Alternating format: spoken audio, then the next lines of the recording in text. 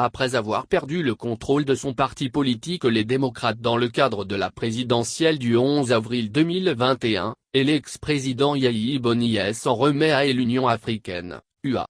Dans un post sur sa page Facebook samedi 27 février 2021, il propose à l'institution continentale d'initier au chef d'État des réformes pour la convergence constitutionnelle et électorale afin de servir de normes et de références communes pour les États.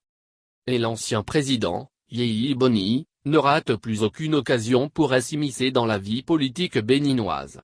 Non pas qu'il n'a pas droit. Pas du tout.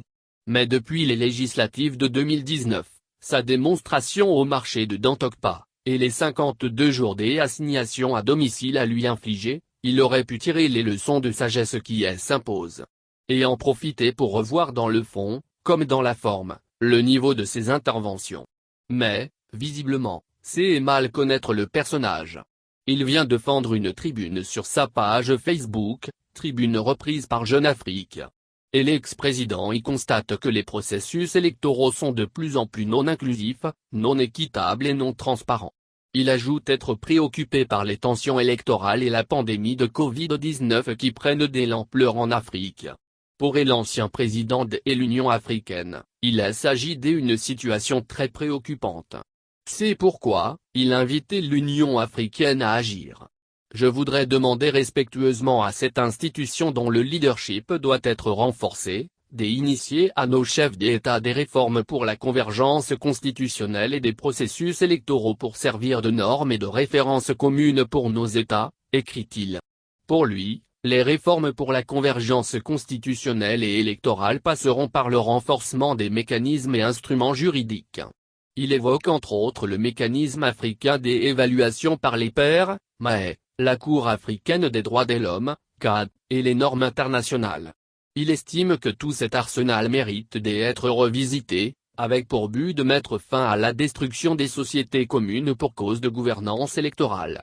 De l'Afrique australe et centrale en passant par les Grands Lacs, et l'Afrique occidentale, les conflits, ante- et post-électoraux ont causé 2 fois plus de morts, de réfugiés et de dégâts matériels que le Covid-19 au cours des 2 dernières années, ajoute l'ex-chef de l'État. A beau mentir qui vient de loin. En effet, ce sont de très belles propositions sur papier. On lui fera simplement remarquer que tout commence par le respect des lois de son propre pays. Il aurait pu aider, par exemple, son parti les démocrates, à obtenir les parrainages pour participer à la présidentielle du 11 avril prochain au Bénin.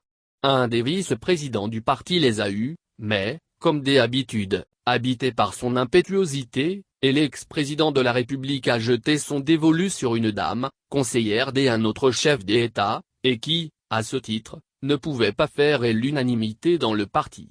Mais, la haine n'est pas le réel enjeu du débat. Est-ce que les 10 années qu'il a passées au pouvoir, Yahi Boni s'est montré démocrate? A-t-il essayé de mettre sa gouvernance sous l'autorité des lois? Le cas .o de 2011 proclamé par une cour constitutionnelle à sa botte, était-il inclusif, équitable et transparent? Les nombreuses casseroles et ardoises laissées par le régime Yahi peuvent être interprétées comment? On se rappelle comme si c'était hier, comment les chars et les militaires ont envahi Porto Novo le jour où Yahi II prêtait serment. La mémoire est sélective, et nous joue parfois des tours. Certains sont amnésiques. Mais au vu de sa gouvernance scabreuse, lunatique et clanique, et l'ancien président Yahi Boni n'est pas un bon modèle et n'a de leçons à donner à personne. Car, ces leçons de bonne gouvernance et d'élections transparentes et équitables devraient être appliquées par lui-même. Simple charité bien ordonnée.